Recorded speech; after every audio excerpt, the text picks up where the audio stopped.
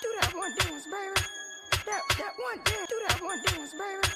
That one dance. Hello everyone! Namaste! Magandang araw and welcome back to my channel. By the way, for those who doesn't know me yet and for my new subscribers, my name is Kimberly de Guzman Saxena. My family and friends call me Kimbee, so you can call me Kimbee too. I am 29 years old and I am married to an Indian. We have 2 kids and we are currently staying here in India. For today's video ay gagawa tayo ng dough. Kung sa atin sa Pilipinas, we eat our meals with rice. Dito naman sa India, they eat their meals with roti. Kung sa atin sa Pilipinas ay parang hindi kumpleto ang meals natin pag walang rice. Ganon din dito sa India. Kung sa atin ay rice, sa Indians ay roti.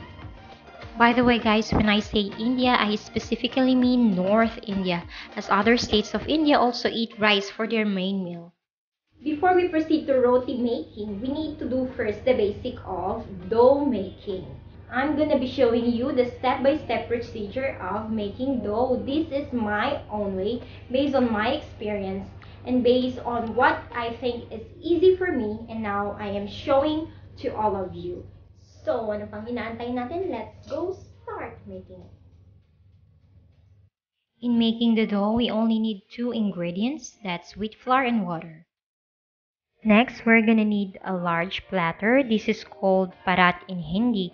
If it's not available, then you can use a small basin or a large bowl. Next, we're gonna need water. I'm not gonna give you exact measurement of how much water to be used in this video. Instead, I'm gonna be showing you the technique of incorporating the water into the flour. We're using wheat flour on a daily basis. Let's begin by putting flour into the parat. I'm putting 3 glasses of flour, which is equivalent to 15 to 20 rotis. This is how much my family can eat, and accordingly, you can vary how much flour you want depending on how much you can eat.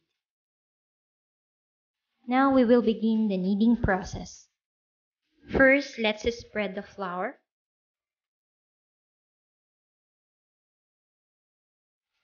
We're gonna take the water, and the key secret into making a dough, a perfect dough, is to add water gradually. Yes, we need to incorporate the water gradually into the flour. And my technique is to make small batches of this mixed water and flour. As you can see, this. Now I'm gonna set it aside and do the same process again. Take a water and pour it into the flour and mix it and make a small batch of it. Mixing it well using my fingers. Again, set it aside. And the same process I'm doing again. Taking a small amount of water and mixing into the flour. I am mixing it really well with my fingers and making another batch.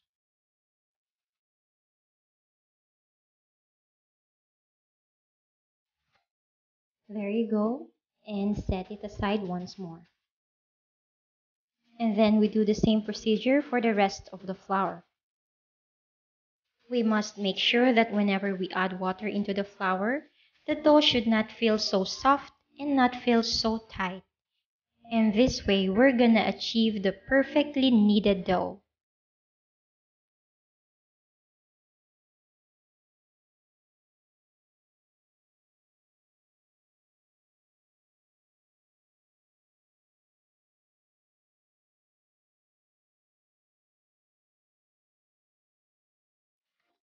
Now we're done with our last batch, and it's time to combine all of our small batches. Now if you feel that there's a little bit more of dry flour left, you can just add a little bit more of water. Then continue the procedure of combining the dough. Just adding a bit of water for the excess flour.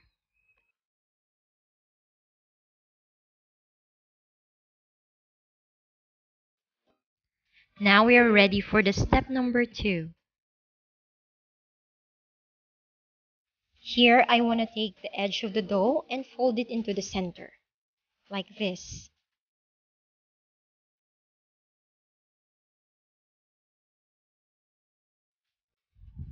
Now we're gonna flatten the dough using our fist. This. We're gonna flatten our dough in order to remove all the air bubbles inside. We're just gonna continue flattening it out like this.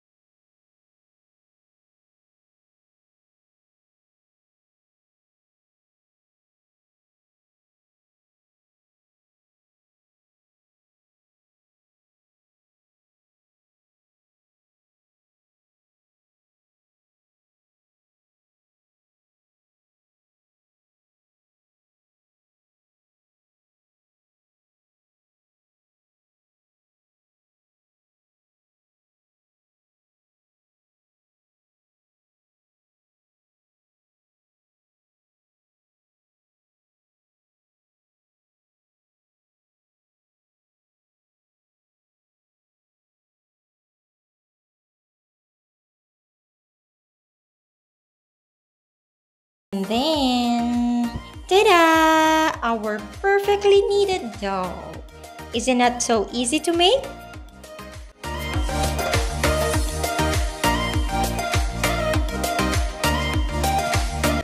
Yes, I'm just so happy, guys, that I'm able to share to all of you my process of making this dough. I really hope that you learned a lot from this. And to all my Indian viewers, I really want to hear from you guys. Please leave a comment.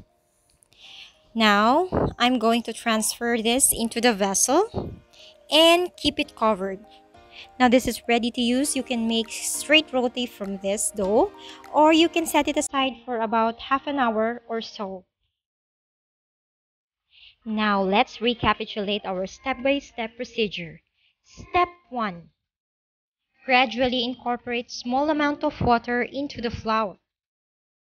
By doing so, we will be able to add a perfect amount of water into the flour, which will result to a perfect texture of the dough.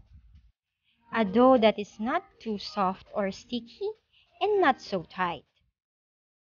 Step 2. Flattening out the dough using your fist. By doing this procedure, you'll be able to remove all the air bubbles in order to make a smooth dough. Step 3. Last but not the least, kneading your dough using your wrist. This is the last step of our kneading process, and kneading it really well makes our dough very smooth and makes it easy to roll our roti. So that is my 3 simple and easy steps. I hope you guys like it. For my advice, you can store your dough in the refrigerator for about 24 hours. So that's it for today's episode, guys. Thank you so much for watching, and don't forget to subscribe if you haven't subscribed yet. because on our next vlog, we are going to make rotis. Bye-bye! Do that one dance, baby. That one dance.